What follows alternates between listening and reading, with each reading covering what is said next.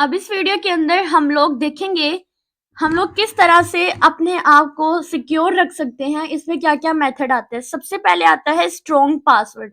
क्या करना चाहिए कि हमेशा यूनिक और कम्प्लेक्स पासवर्ड जो होता है ना वो आपको यूज करना चाहिए। पासवर्ड में आप अपर केसेस, लोअर केसेस, नंबर्स और स्पेशल करेक्टर जो है वो आपके इंक्लूड हो सकते हैं। कई बार होता है हम बहुत सिंपल पासवर्ड लगा देते हैं, जैसे आपकी जो ईमेल होती है आप उसी को ही एज अ पासवर्ड भी यूज कर लेते हैं।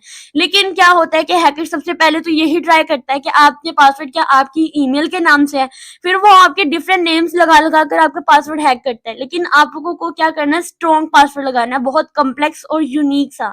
जैसे अगर 2024 का पासवर्ड है ना, तो आपको यहाँ पर इस तरह से देखिए, पी कैपिटल रखे, ए को आप @ लिख दें, फिर इस तरह से आपने एक स्ट्रॉन्ग पासवर्ड जो होता है आपने लगाना है। कोई भी आपने ऐसा नाम रखना है जो सिर्फ और सिर्फ आपको याद हो, और आपने जितने भी अपने अकाउंट्स बनाने हैं तो हर अकाउंट के लिए डिफरेंट पासवर्ड यूज करने हैं, एक ही आप लोगों ने नहीं यूज करने हैं। तो आपको अवॉइड क्या करना चाहिए, आपको किसी भी तरह का जो सिंपल पासवर्ड है या वीक पासवर्ड है, जैसे आपने 1 2 3 4 5 6 या पासवर्ड, इस तरह कभी होता है कि आप पासवर्ड की जगह पे उसका नाम पासवर्ड ही लिख देते हैं। तो ये बहुत सिंपल से होते हैं और सबसे ज्यादा कॉमन हैकिंग में यही आते हैं। उसके बाद है अपडेट द सॉफ्टवेयर, यानी सॉफ्टवेयर को अपडेट करना इंपॉर्टेंट क्यों है। सबसे पहले तो सिस्टम और एप्लीकेशन को अपडेट रखना वल्नरेबिलिटीज को पैच करता है, यानी उससे हमें प्रोटेक्ट करता है। अटैक कर सकते हैं, जो अटैकर्स होता है ना वो अक्सर हमारी जो भी आउटडेटेड सॉफ्टवेयर होते हैं ना उनका मिसयूज करते हैं। जैसे मैंने आपको बताया था एक रैंसमवेयर था, वानाक्राई रैंसमवेयर ने उनने जो भी सिस्टम था उसको टारगेट किया था, उसने विंडो को आउटडेटेड वेरिएंट का यूज कर रहा था, ठीक है।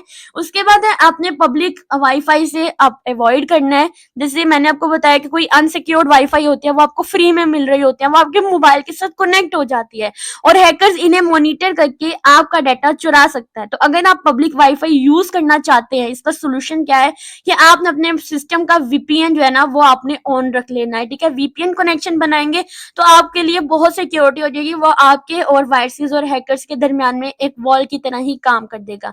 उसके बाद आता है एजुकेट योरसेल्फ, जो कि सबसे ज्यादा इंपॉर्टेंट है।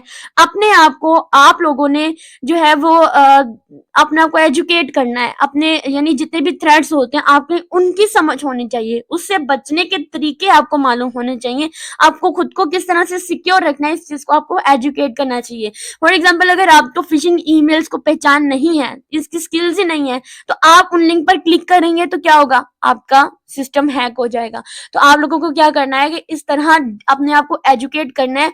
आप लोगों को पता होना चाहिए कौन कौन से थ्रेड्स हैं, कौन कौन से अटैक्स आते हैं, जिनको हम ऑलरेडी डिस्कस कर चुके हैं। अगर आपने वो वीडियो नहीं देखी देन आप बैक पर जाएं और इसी प्लेलिस्ट के अंदर आपको वो वीडियोस मिल जाएंगी। आपने उनको पहचानना है, अपने आप को एजुकेट करना है, अपने आप को सेव रखना है और अपने जितने भी सिस्टम हैं उन सब से खुद को प्रिवेंट करके रखना है, ठीक है। तो ये थे आज के हमारे जितने भी कि किस तरह से हम लोग खुद को जो है वो प्रोटेक्ट कर सकते हैं। किस तरह से सबसे पहले हमने बात की थी कि हम स्ट्रॉन्ग पासवर्ड जो होता है ना उनका यूज कर सकते हैं।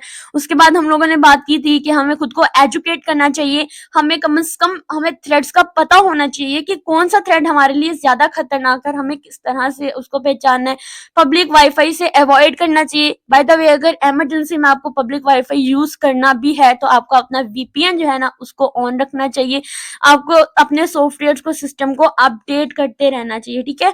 तो ये हमारी साइबर सिक्योरिटी और इसके सब टॉपिक्स जो है यहाँ तक हमारे पास होते हैं कंप्लीट। उसके बाद हम डिस्कस करेंगे अपनी आउटलाइन का बेसिक सिक्योरिटी के कॉन्सेप्ट, जिसमें हमारे पास आती है हमारी जो भी साइबर सिक्योरिटी की टाइप्स या जो भी इसके आप कह सकते हैं कंपोनेंट्स क्या हैं, इनको हम लोग डिस्कस करेंगे और इनमें हर एक पॉइंट को हम लोग अलग अलग और डिटेल में डिस्कस करेंगे।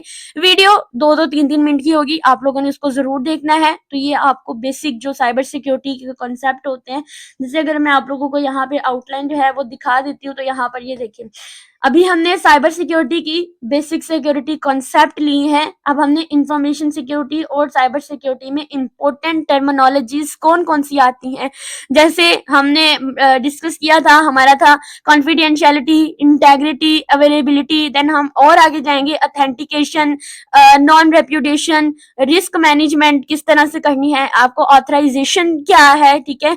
और ये सारी चीजें जो है अब हम लोग अलग अलग वीडियोस में इनको डिटेल से डिस्कस डिस्कस करेंगे ताकि आपके कॉन्सेप्ट जो होते हैं वो क्लियर हो जाएं।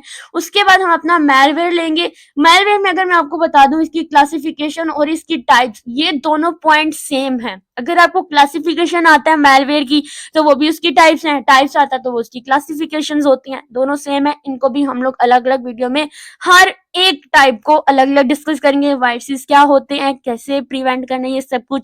वॉर्म्स क्या होते हैं, ट्रोजन हॉर्स क्या होता है, रैनसमवेयर क्या होता है, ठीक है, इस तरह से सबको, ठीक है।